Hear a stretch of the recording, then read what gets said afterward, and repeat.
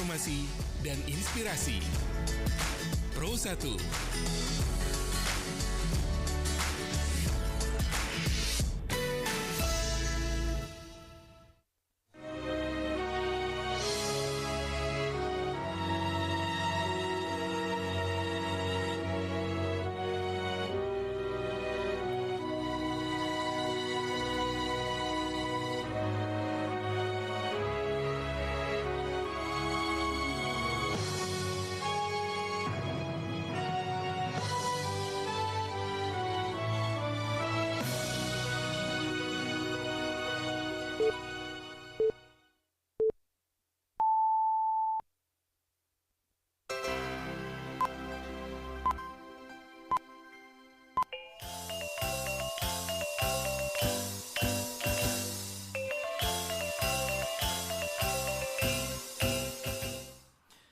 Selamat siang pendengar, untuk mengawali perjumpaan siang hari kami sampaikan Sari Barito Utamo.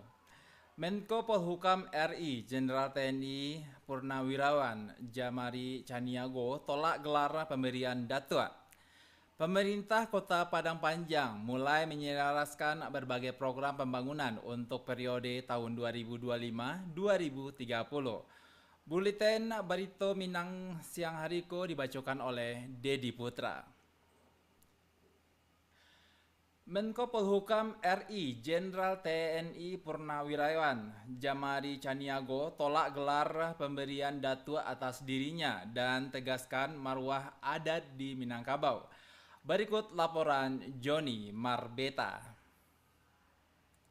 Anda pernah salah besar dalam memilih seorang datuk yang katanya itu adalah kebanggaan suku, kebanggaan adat di Minangkabau. Kamu melantik seorang jenderal, datuk, dan dia adalah biang keroknya narkoba. Jadi kamu akan persamakan saya dengan narkoba itu. Diam dia. Gimana ceritanya Anda bisa melantik seseorang tanpa Anda tahu latar belakangnya, dia dilantik menjadi datuk? Menko Polhukam Jenderal TNI HOR Purnawirawan Jamari Caniago mengkritisi praktik pemberian gelar adik datuk di Minangkabau dan dinilai mulai kehilangan makna diutarakan dalam forum Sispim Lemdiklat Polri secara luring dan daring. Jamari Caniago menceritakan pengalamannya ketika didatangi seorang ketua adik dan menawarkan dirinya untuk diangkat sebagai datuk meskipun sebelumnya tidak saling mengenal. Menurutnya gelar datuk merupakan kehormatan adik dan seharusnya melalui proses panjang dan penuh pertimbangan, bukan diberikan secara sembarangan. Jamari menegaskan bahwa gelar datuk adalah amanah moral dan harus dijaga marwahnya, dan dirinya juga menyinggung kasus narkoba dan menjerat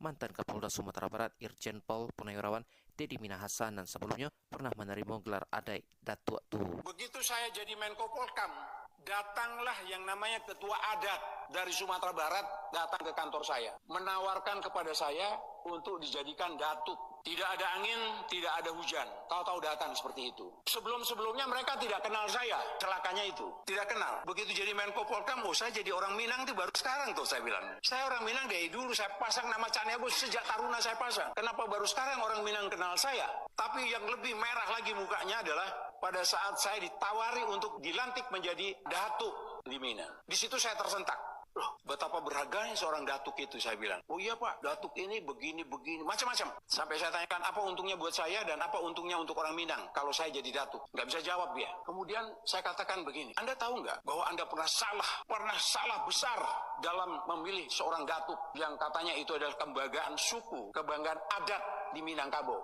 Kenapa salah? Kamu melantik seorang jenderal, datuk, dan dia adalah biang keroknya narkoba. Jadi kamu akan persamakan saya dengan narkoba itu. Diam dia. Gimana ceritanya Anda bisa melantik seseorang tanpa Anda tahu latar belakangnya, dia dilantik menjadi datuk. Datuk adalah jabatan kehormatan dalam adat di Minangkabau. Akhirnya dia minta izin pulang. Sampaikan kepada orang Minang, saya tidak bersedia. Di akhir pernyataannya, Jamari Caniago memilih menolak tawaran tersebut sebagai bentuk komitmen menjaga kehormatan adat Minangkabau di ranah Minang ini dari arah Bukit Tinggi. Di akhir pernyataannya, Jamari Caniago memilih menolak tawaran itu sebagai bentuk komitmen menjaga kehormatan adik di Minangkabau, Sumatera Barat. Kiniko, Juni berpetan mengemban untuk berita Minang pada siang hari ko. Pemerintah Kabupaten Agam melakukan perekaman kartu tanda penduduk atau KTP bagi warga nan sadang saki jolansia ke rumahnya untuk menetipkan administrasi kependudukan.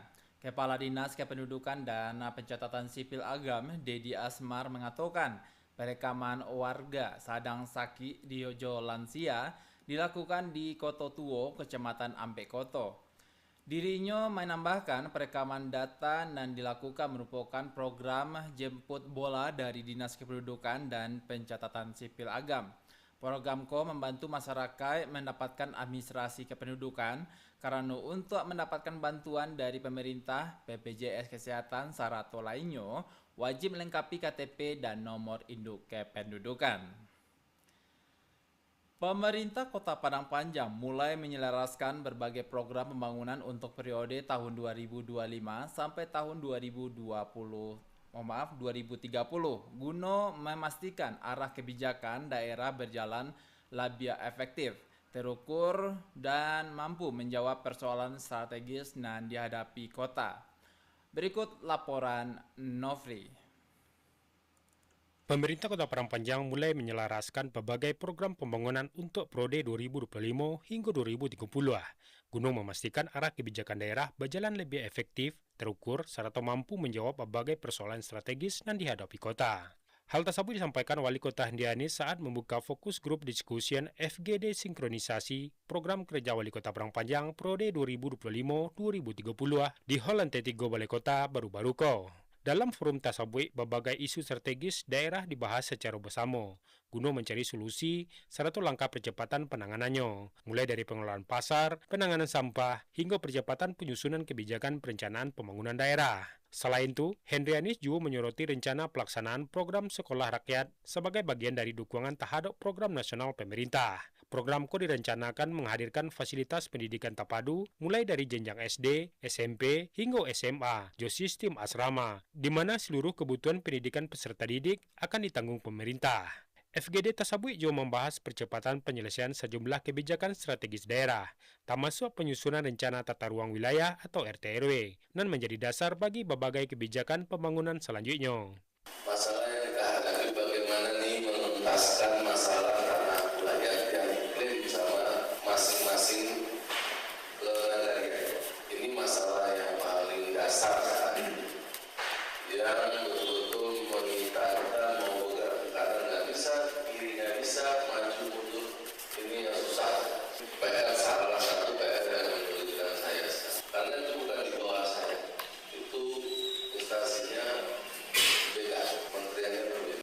Selain itu, turut dibahas sejumlah program prioritas lain seperti penanganan kemiskinan ekstrim dan membutuhkan intervensi program secara tepat sasaran, rencana dukungan anggaran hingga 150 juta rupiah per RT, serta rencana revitalisasi lapangan pacu kuda Bancalawe dan akan dikoordinasikan di Kementerian Pemuda dan Olahraga. Wali Kota juga menekankan pentingnya penguatan kapasitas organisasi perangkat daerah dalam merancang program pembangunan serta memaksimalkan potensi sumber daya yang dimiliki daerah.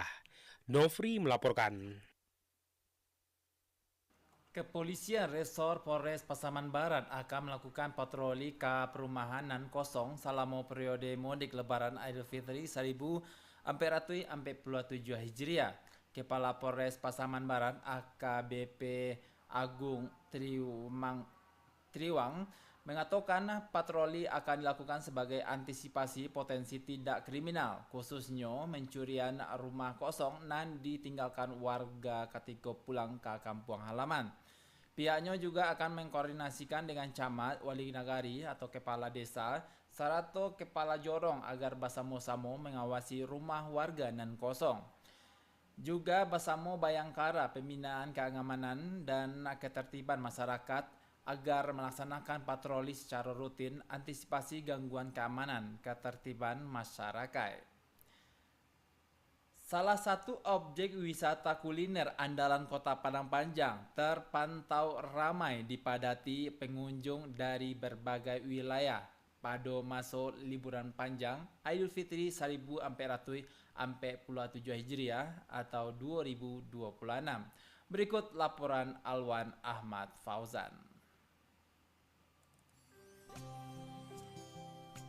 Wisata kuliner khas Kota Padang Panjang, Pondok Sate kembali ramai dipadati pengunjung dari berbagai wilayah di masa liburan panjang Idul Fitri di masa Lebaran. Pondok Sate buka secara operasional mulai 7 pagi hingga habis. Indah sedikit para pengunjung taruih memadati di setiap sisi lorong sate untuk menunggu hidangan khas sate Padang berkuah kunyang dan menggugah selera di masa Lebaran kiniko. Salah satu pengunjung asal Jakarta, Agus Kapado RRI, mengatakan bahwa dirinya bersama keluarga singgah menuju sate karena kerinduan akan kampung halaman, sekaligus mengajak kepada sanak saudaranya nan berasal dari luar Sumatera Barat untuk mencicipi rasa otentik sate Padang berkuah kunyang dari hasil produksinya langsung. Agus menilai rasa sate Padang kuah kunyang nan disajikan itu dikatakan cocok dengan suasana Kota Padang Panjang nan didominasi oleh hawa sejuk ini, sehingga selera untuk menikmati sate itu dapat menyesuaikan hingga memanjakan lidah bagi setiap porsi yang disajikan kepada pengunjung dari berbagai wilayah. Sate syukur ini kan di Jakarta dikenal ya, semua mall ada. Saya kebetulan pulang kampung membawa anak menantu kebetulan bukan orang Padang, jadi dia tahu lah kampung halaman. Dan syukur ini merupakan satu ikon sate Padang terkenal, makanya biar dia tahu sate syukur yang dimakan di Jakarta ya inilah pusatnya. Rasanya kemudian mungkin yang membuat lain kan Padang Panjang ini cuacanya dingin sehingga rasanya juga lebih enak, jadi sejuk. Jadi ya dibedakan kan kalau kita tahu di Sumatera Barat itu ada 3 jenis sate ya, sate Padang Panjang, sate Pariaman, dan sate Dagong Dalma. Jadi ini kan khusus khasnya Padang Panjang ya, karena kita lewat di sini ya wajib harus mampir. Diketahui terletak di Poros Sumatera Barat, Kota Sajua Padang Panjang juga memiliki beragam sajian kuliner sebagai pilihan favorit masyarakat Indonesia dan melintasi daerah berjuluk Kota Serambi Mukatu. Aroma sedap nan menggugah salero menyambut pengunjung saat melewati Jalan Padang Bukit Tinggi, tepatnya di sisi kiri Jalan Utama Kota Padang Panjang, salape bate kota dari arah Padang. Selain Pondok Sate itu memiliki parkiran yang cukup representatif, sehingga tak pernah sepi sejak dibuka pagi hari hingga tutup di malam harinya. Indahnya kalangan masyarakat umum saja, sate masyukur juga menjadi kuliner pilihan unsur pejabat negara, politisi, hingga Presiden Republik Indonesia ke-6 Susilo Bambang Yudhoyono atau SBY, hingga Presiden Republik Indonesia ke-7 Joko Widodo. Dari Kota Padang Panjang, Alwan Ahmad Fauzan, RRI Bukit Tinggi melaporkan.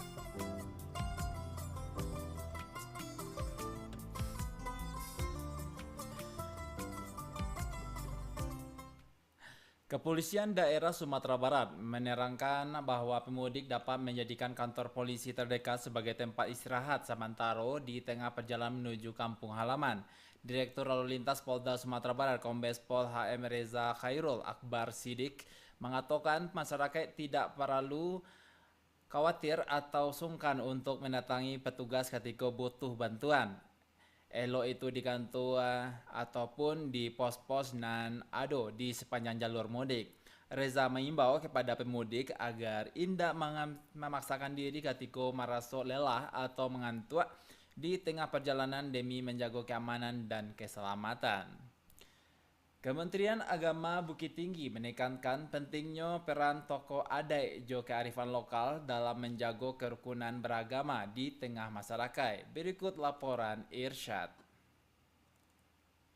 Kementerian Agama RI menekankan penggunaan pendekatan budaya lokal sebagai strategi utama untuk memperkuat pemberdayaan masyarakat dalam kerukunan beragama di daerah. Kepala Kantor Kementerian Agama atau Kemenak Bukit Tinggi, Eri Iswandi, menyatakan bahwa kearifan lokal terbukti efektif dalam meredam potensi konflik yang muncul di tingkat akar rumput. Eri menjelaskan bahwa pemerintah senantiasa melibatkan pemangku adat sarupun niniak mamak dalam mencari jalan keluar bagi setiap persoalan yang muncul di masyarakat. Kemenak jemagihan dukungan penuh terhadap Forum Komunikasi Umat Beragama atau FKUB guna menjaga relasi harmonis antar organisasi keagamaan. Forum itu diarahkan untuk memprioritaskan musyawarah dalam mencari solusi atas kendala keagamaan sebelum melibatkan otoritas nan lebih luas. Terkait penanganan konflik horizontal, Eri menegaskan bahwa penyelesaian masalah harus diupayakan melalui dari tingkat paling bawah serupa lingkungan RT atau RW. Dalam fokus untuk program bagaimana pemberdayaan masyarakat dan juga moderasi beragama itu, malah juga kita mengedepankan budaya lokal. Budaya lokal itu ternyata sampai hari ini sangat bagus dan memiliki kompetensi yang sangat kuat untuk melakukan pendekatan-pendekatan kepada masyarakat apabila ada persoalan yang muncul di tengah-tengah masyarakat. Maka sering pemerintah atau pihak-pihak yang lain ketika ada konflik atau ada persoalan yang tengah-tengah masyarakat itu malah yang lebih cepat dan lebih cepat untuk selesai, cepat untuk penanganan, malah dikembalikan kepada para pemangku adatnya. Peran tokoh adat dinilai sangat penting dalam menangani kasus secara capek demi mencegah permasalahan masuk ke ranah hukum atau meluih ke jenjang dan lebih tinggi. Kolaborasi antara tokoh adat jo tokoh agama ko diharapkan dapat menjaga keharmonisan di Bukit Tinggi jo pendampingan berkelanjutan dari pihak Kemenak. Irsyad melaporkan. Sekian berita daerah Babasa Minang untuk siang hari ko, Senin 23 Maret 2026. Berita daerah selanjutnya dapat didengarkan besok pada pukul 6 waktu Indonesia Barat. Selamat siang.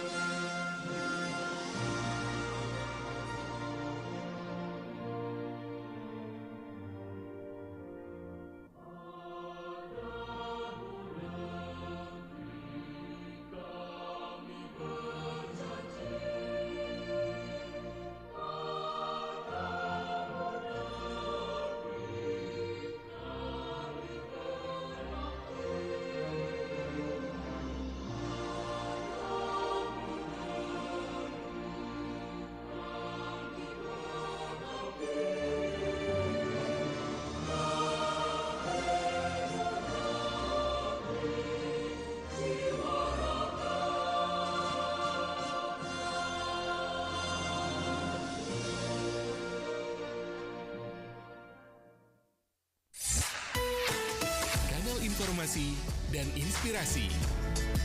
Pro 1